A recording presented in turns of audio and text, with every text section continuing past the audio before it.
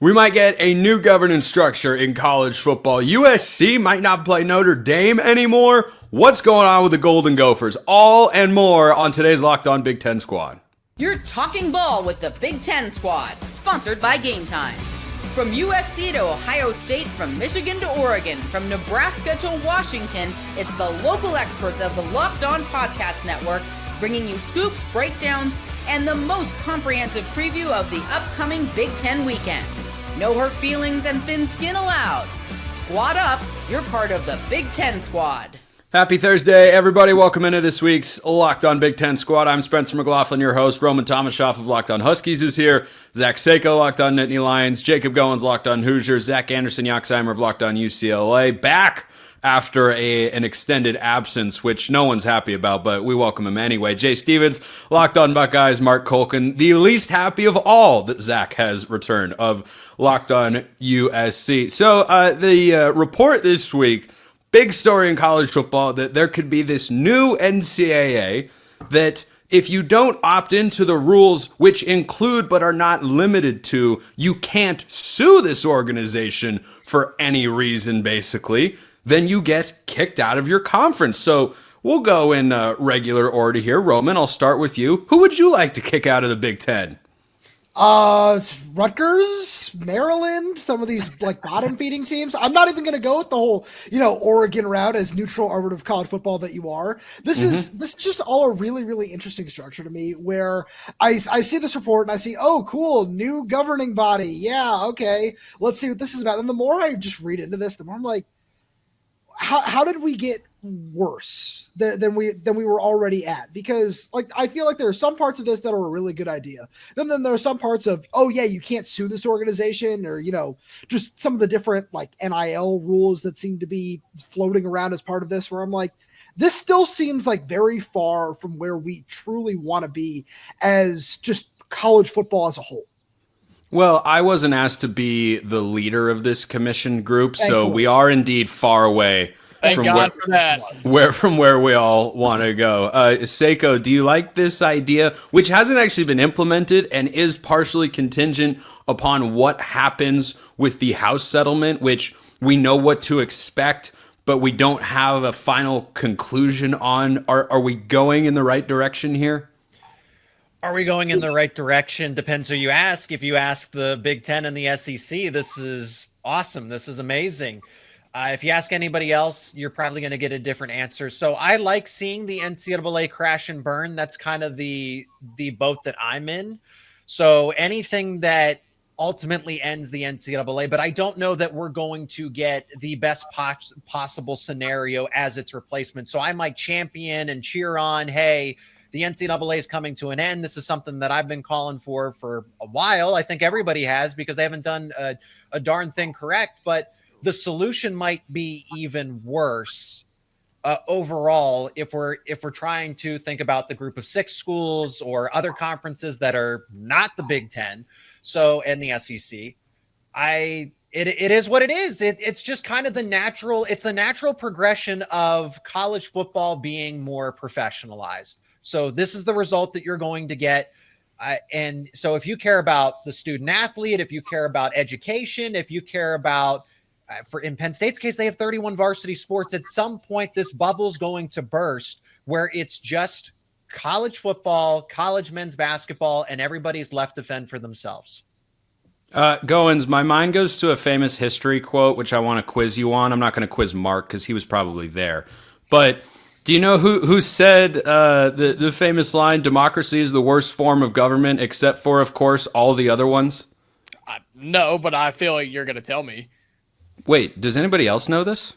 Or am I the only history nerd in the chat? I'm a history nerd, too. I don't know who said it. I think you made it up. I did not make it up. Yeah, I think you made it up to fit your argument. Sounds Mark, do you know this one? Mark's Googling it. Don't ask him. Mark uttered it. What are you talking about?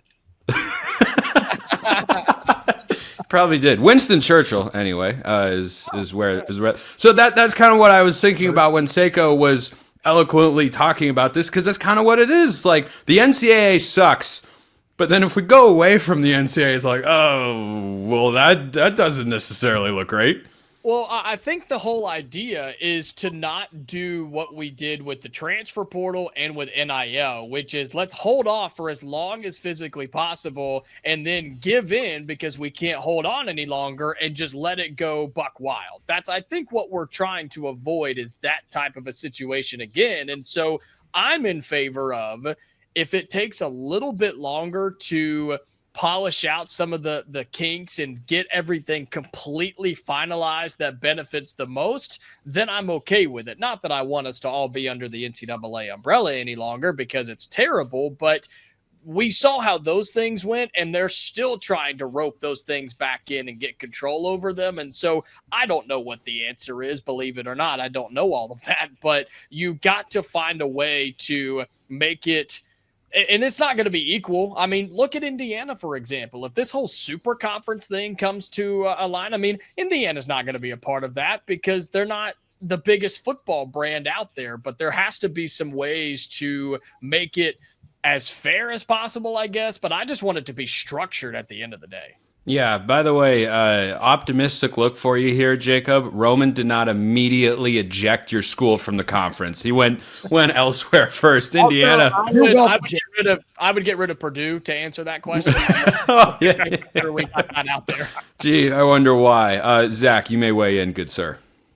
I mean, it seems like you give someone an inch, they take a mile. Every idea just somehow gets worse and worse. We're trying to fix it, and somehow we get nowhere closer to that in this situation. I think the answer is simple. I don't have an answer, but I just think it should be simpler than what we're trying to do. Super conference, do this, do that. Why are we working so hard? Just get everybody out of it. And at some point when we just have 10 schools to root for, then that's not going to be fun.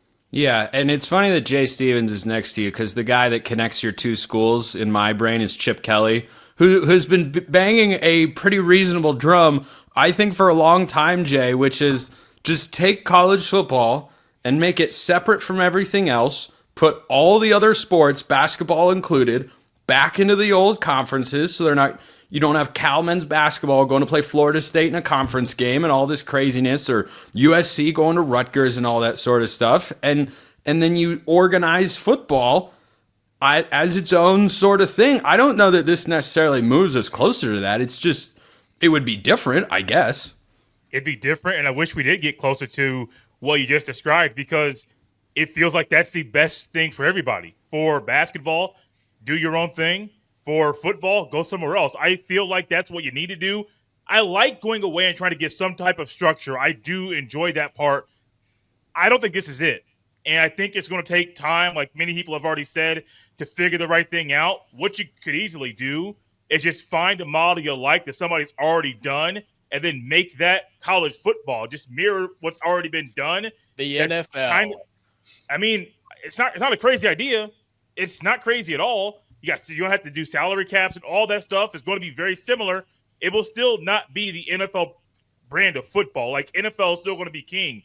But if you model it like the NFL and keep the academics part of it because these kids are still going to school, I think it's the best thing for everyone. All right, Mark, the oldest and therefore wisest, we hope, among us. Give us some clarity on all of this craziness. So typically when the NCAA tries to do something, they trip over their third leg. This is just another opportunity for them to trip. All it's going to take is for, and again, I'm just pulling, let's just say every program in this room right now said, you know what? We don't want to be a part of that. Let's just start our own league. That ends it right there. And it's going to happen. I mean, Tennessee tried to Tennessee challenged the whole, we can pay players whenever we want to start paying players. Look what's happened because of that. It's just going to take one team, two teams, anybody with cachet to say, you know what, we don't want to be a part of that. Well, you would need a lot. You would need a lot of teams because you can't go out and form a league with 4 schools. I don't know. Let's say 2 teams from the big conference, 2 teams from the SEC, Notre Dame. If they all say, you know what, let's go. Let's go do our thing. But how many schools are we talking about here? You saw what happened to the Pac-12, Spencer, when USC took their ball and left. Yes. Right? Well, so, yeah, but if you were talking about making a completely separate like league and postseason structure, you got to have like at least 20 schools in there. You would have at least 20 schools. That would be difficult. That wouldn't be hard to get. You think But that would be challenging? With the way the media rights contracts are structured right now through the early 2030s, I don't think it would be super easy. No, I think after that, sure, anything could be on the table. Well, no one said it would be easy. That wasn't part of the calculus we were talking about here. Anything that they do going forward isn't going to be easy. So why do you think it would be tough to get 20 to 30 teams to say, you know what, screw the NCAA. We don't need to be a part of that. Let's go form our own league. We're kind of talking about it anyways. So let's just jump the shark. Let's go. Yeah. Once again, Mark has brought us back to the very important point we all need to recognize. USC ruined college football. That's the message we should all take away, is they were the first one through the wall, first guy through his bloodiest. That's USC, but they ruined the whole thing. And I actually am going to be in USC's camp, if you can believe it, when we come back. And Matt Rule said something oh, goodness gracious, please no. That's all coming up next. First, this episode brought to you by FanDuel. The NBA playoffs are in full swing, and every night delivers highlight-worthy performances, major momentum shifts, and can't-miss moments. Whether it's a game-winning shot or a breakout player, there's never been a better time to get in on the action. FanDuel makes it easy to stay in the game before tip-off and live. With player props, performance trends, and same-game parlays, fans have more ways than ever to play smart and win big. We're going to be talking about a FanDuel line later on this very program because we've been doing that one team per week over the last several weeks, and we'll continue doing it leading up to the season. Today's team, the Minnesota Golden Gophers. Why? Because P.J. Fleck is rowing the boat. And if you think he's rowing it to over 6.5 wins, you can go bet that over at FanDuel. If you think they're tanking and he might get fired, then you can go bet under 6.5. And you can get $200 in bonus bets if your first $5 bet hits. That's why if you're new to FanDuel, it's the perfect time to sign up. Head to FanDuel.com and place your first $5 bet. And if it wins, you'll get $200 in bonus bets. You don't have to be good at math to know that's a really good deal. Make every moment more with FanDuel, official sports betting partner of the NBA. All right, we're going to reverse our way back up here because, Mark, I have seen the suggestion that Notre Dame and USC might stop playing. And I have the same reaction I have to a lot of news stories in college football nowadays. Can we not have anything? What are we getting rid of next? Red River, the Iron Bowl? They're going to stop playing? Not that it's on the same level. Indiana, Purdue? Yeah. Is this just going to stop? Is Michigan, Ohio State going to be every other year? Cancel the battle for Los Angeles? Cancel the border war? Seiko, do you guys have any rivals? No, that's whole Penn State's shtick is that Penn State's unrivaled. So I'm the last person to have in this conversation. I could care. I could care less. Okay, good. Brandon, we can just kick him out of the chat for this segment. We'll bring him back. I'm kidding, of course, kind of. Anyway, Mark, I would very much like to see USC Notre Dame continue because I am legitimately tired of losing so many traditions and institutions in this sport. Like, a season without USC Notre Dame? What are we doing here? Yeah, it's kind of stupid, isn't it? I agree, Spencer. Look at that. USC, there is, I hate tribalism, and there is literally two camps at USC. Do you? Right now. Yeah, I really do. Okay. That's another rabbit hole. Anyways, there are fans at USC who say, you know what, it's not fair. Notre Dame needs to join a conference. I respond back with, why now? Why is it so important when the big conference and the SEC is going to get 4 automatic qualifiers? And if you lose out of conference, it's not going to affect your opportunity.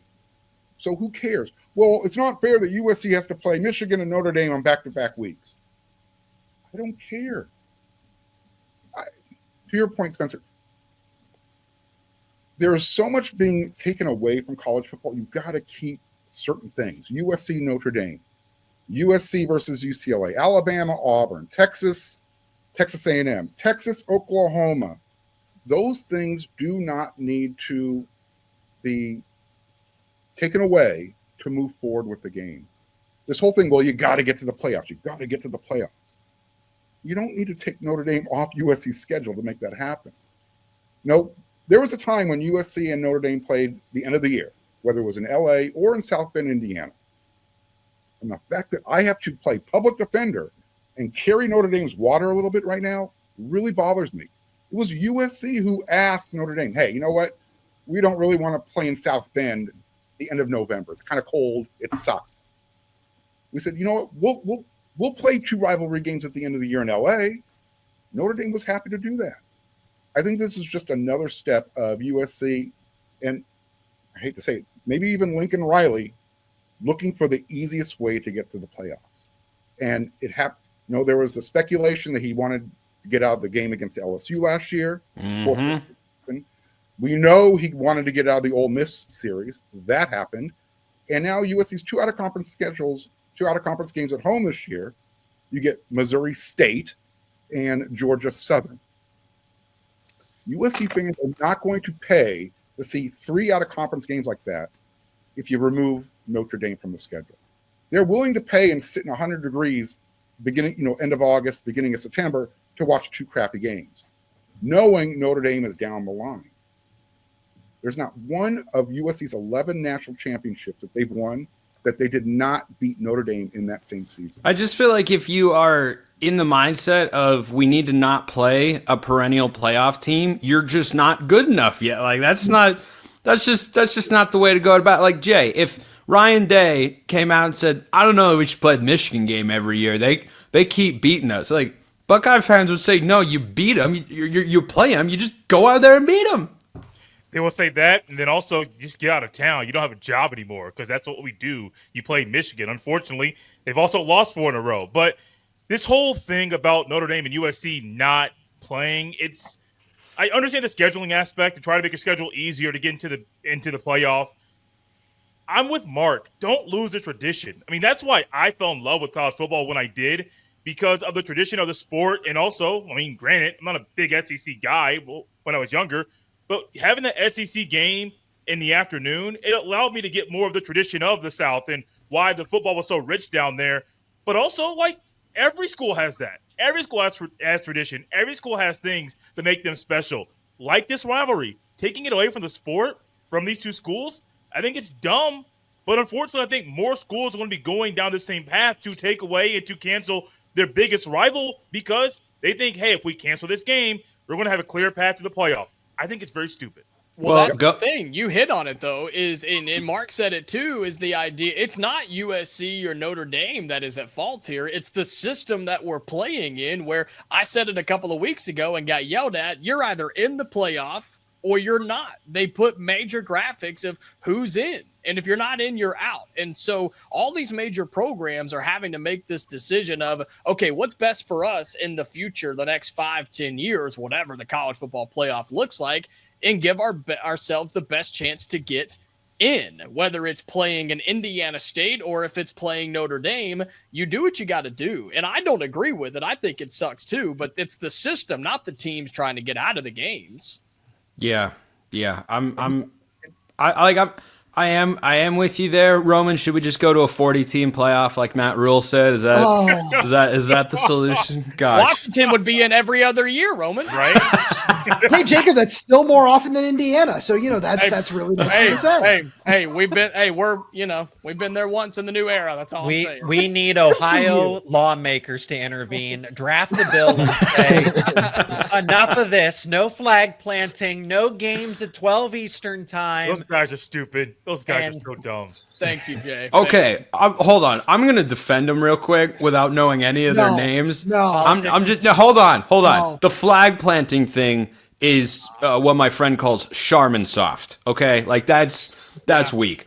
The no noon kickoff thing. Ohio State plays an outsized percentage of their games at noon Eastern time. You do. And after seeing that environment at night in the playoff against Tennessee, I understand. You don't get to ban all of them. You're in the Big Ten. That's how your contract works. You got to play some. Like, I get that.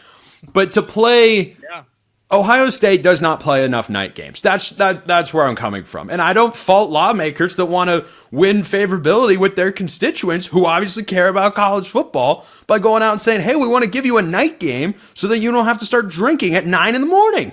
Oh, that's I mean, they never- still might do that. It's just all day. Yeah, that's very Well, yeah, but look at the other side of that coin. Now you're preventing people from drinking all day for a 5 o'clock game.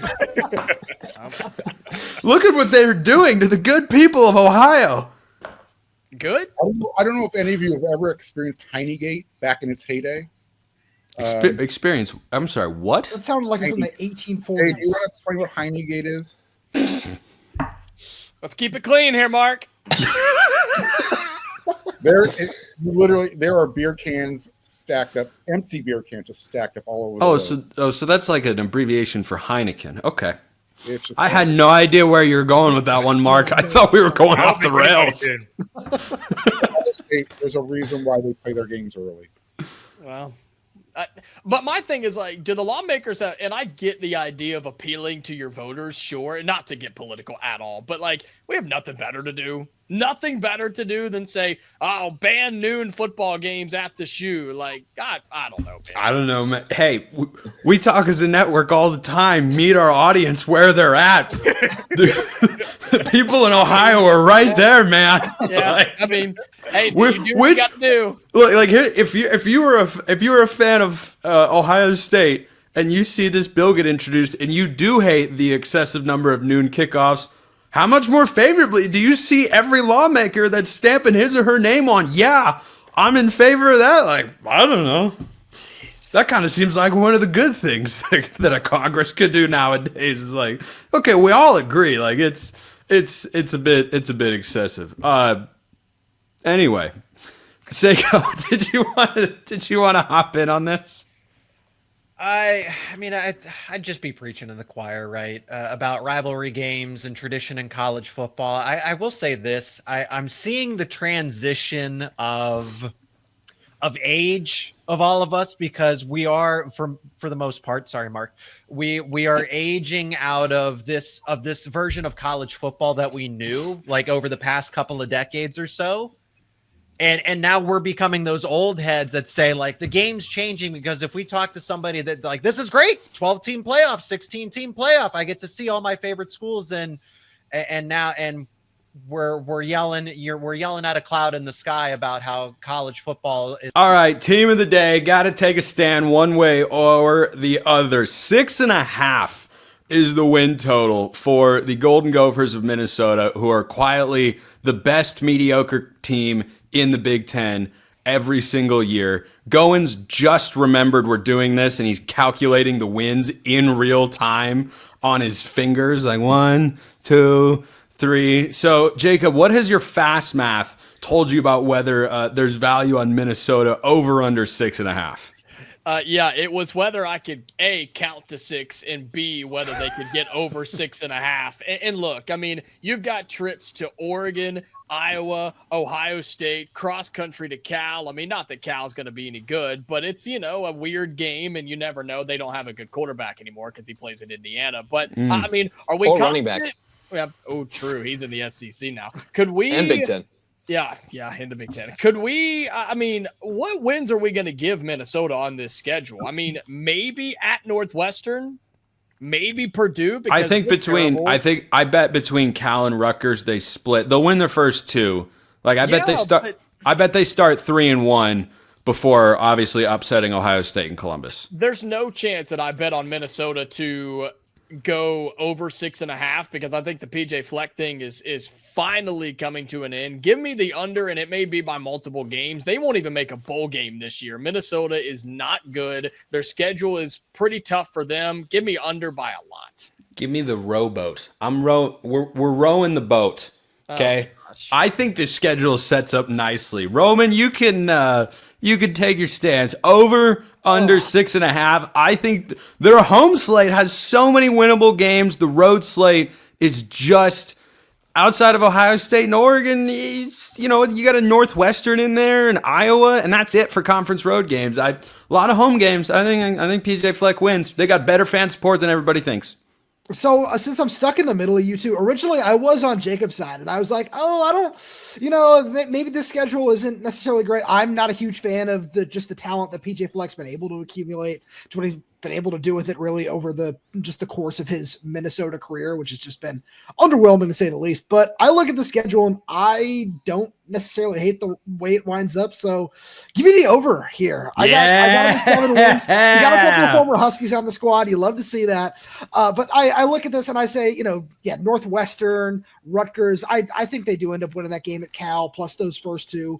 So that means you got to win he's not here, so I can say this, win one of Michigan State, Nebraska, and that Purdue game. Yeah, I feel like there's certainly a logical road to 7 wins here for this team. It's going to be gross, and I don't think we're going to enjoy it, but I have a feeling that they're going to get there. Jay, any worry about that potentially fateful day on October 4th in Columbus, Ohio? Nah, not at all. I'm going barely over. When I look at their schedule, I have 5 definite wins, 4 definite losses, and 3 flip a coin games. And I think they're going to win 2 of those 3 flip a coin games. And maybe it's me trying to still ride the P.J. Fleck train, even though I know it's about to be going off the rails. But I'm still here trying to believe in the man and what he's doing there in Minnesota. I'm going barely over. I feel crazy saying that, but it's already out there. Can't take it back. Jay, can you tell me Ohio State's all-time record against the Golden Gophers? I'm not going to look it up. I know it's on Wikipedia. No, I can't. I can't do it. I don't know. 22-1. Just the one. That one came October 14th, 2000. In Columbus, mind you. In Columbus. At the end of the John Cooper era, right before Jim Tressel came over from Youngstown State. Yeah, that was a weird time to be to be a Buckeye. Boy, that was a nice. I loved that little history poll. That was good. Wow. That was great. Seiko, since Penn State doesn't have any rivals, maybe now's the time to start a rivalry with somebody. Like just get some juice out there. Minnesota, start throwing shade.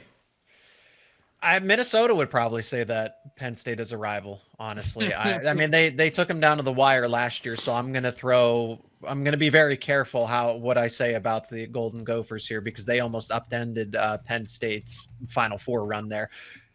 There is a path. I agree. I think they are better than 8 of the teams that they're playing. They're going to start the season 4-0. It's that second half of the stretch where it's just an absolute it could turn into a bloodbath for them. I'm a big Darius Taylor fan. When people were talking about transfers and everything, I was like, wait, did I miss that they lost Darius Taylor? Because he is an SEC Big Ten. I mean, I know he's at Minnesota, but he could certainly have gone for an upgrade and started somewhere else and made maybe some more NIL money. But now that's the thing, though. He is the whole team. That's just it. So if he gets hurt, then this team is cooked in Minnesota. So I don't like their odds. I will take the under because with the way they utilize Darius Taylor, I can easily see him going down midway through the season, and then they have no answer after that. This is a run first and a run only team. So I will take the under, but not because it's just because they don't have the depth and everything proven after that. Yoxheimer, you guys lost to Minnesota last year, right? Yeah, I don't know where on the boring meter Minnesota is to Iowa, but what a safe assumption on my part. Anyway, go ahead. Yeah, they did. That's why I was like, am I going to come with the hot take that they're going to go under? No, they're going over. My highlight is on that November 22nd game when they play Northwestern on the road in Wrigley Field. That could be the game that gets them that 7th win. The old Wrigley Field battle. The old one-way football game still, right? Or is it now both ways? No, it's both ways now. It's both ways? Okay. Boo. Wait. The what? You can only go one way because it was too dangerous with how they set up the field at Wrigley Field way back when. But now I think they probably fixed it. That would be awesome. It's still pretty dangerous, but they go both ways now. Playing pickup football in my backyard growing up, we only went in one direction because on one side the yard sloped down, so that end zone wasn't very easy to throw into. Was it something like that? Potentially, or it's just like Tecmo Bowl. Nice. Or it was a wall that you were running into. Also, can we discuss the fact that Minnesota, Wisconsin on Saturday, November 29th will be a game between 2 teams who are both looking for brand new head coaches? That's too hot. PJ Fleck's going to be okay, though. Not when he goes under and has 4 wins and gets fired. And Wisconsin will have Luke Fickell out the door. I'm sure no one wants to talk smack about Minnesota more than Mark, right? I mean, Minnesota was terrible last year, right? Awful. Just awful. Bad football team. Who lost to them, right? So they have another player on the defensive side of the ball. His name's Coy Parrish. Remember that name? He's really good. Yeah, he's really good. He's First round pick. So, look, if Minnesota's going to go over 6.5, they're going to have to win every home game to have a chance to do that. And then you look at some of those road games, and you're like, which one are they going to get? So if Minnesota cannot win every home game, you got to go under, because winning on the road, and like everyone seems to agree, they're not a great team this year. They're not going to get that. They're not going to go over. Let me tell to everybody, playing at Cal is easy. It's not. Trust me.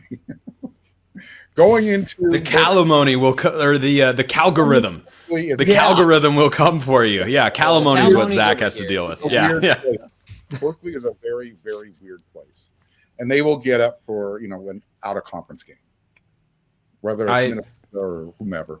I think that's a reasonable take. I think it's kind of feasible they do go unbeaten at home, though. I don't think that is crazy at all. And so between Iowa, Northwestern, and Cal, I mean, if they go 2-1, they could drop a home game. But yeah, I could see your scenario coming to fruition where I'm just saying, winner of that game gets to keep his job. I think it would have to be very specific. Like both teams would have to be 5-6, because I don't think either program's firing someone for going to a bowl game. But if Luke Fickell misses a bowl game for his second year in a row, he might be out the door, and the next offensive coordinator at the Ohio State University. We'll wrap the Big Ten squad. Hold on, Spencer. One thing. Can I just add how fun it would be for 2 coaches in the last week of the season to actually compete for their jobs, where it's the winner gets to keep their job for another season? That would be a blast. Well, see, this is why I want a relegation model in college football, because I want there to be games where you are playing to stay in the upper division. FCS, Group of 5, FBS. I want a game between last year's Purdue and who would it have been? Probably Florida State. And those teams play last week after a 13th game. The loser goes down to the Group of 5 the next season. Now we've got spice. Millions of dollars on the line, and add. That's what I'm saying. There's pressure. It would be tangible. And then you could have, who would have won that game? Nobody. We all would have won. Nobody wins. Yeah. We all lose. Well, let's say Purdue probably. Florida State. I don't know. Purdue was pretty bad, man. Purdue was pretty bad. I mean, FSU stunk, but man, Purdue was bad. Purdue was really, really bad. Run the ball every single play on offense and beat Purdue. And I've seen that. I've seen that team before recently. Yeah. Wait, why did I miss, Mark, what game you were just referencing? Michigan, Penn State. It was 2 years ago. I was going through the 2024 schedule, and I was like, which game is he? Did he just dunk on USC? No, they threw it a little. I was thinking about flying across the country and ending your season in overtime. That's what came to mind for me. There's certain times you can run the ball every down, you're going to win the game. Just throw the title one on every play, and the same thing happens. But again, I'm just saying, if those teams played a 13th game, winner stayed in the Power 4 conference, loser went down to the Group of 5, that's must-see TV for the worst football imaginable. We will cap it there today. Roman Tomashaw, Locked On Huskies. Jacob Goins, Locked On Hoosiers. Mark Colkin, Locked On USC. Zach Seiko, Locked On Nittany Lions. Zach Anderson, Yoxheimer, Locked On UCLA. Jay Stevens, Locked On Buckeyes. I'm Spencer McLaughlin, Locked On all over the place, of course. See you next time, and until then, hope you have a wonderful rest of your day.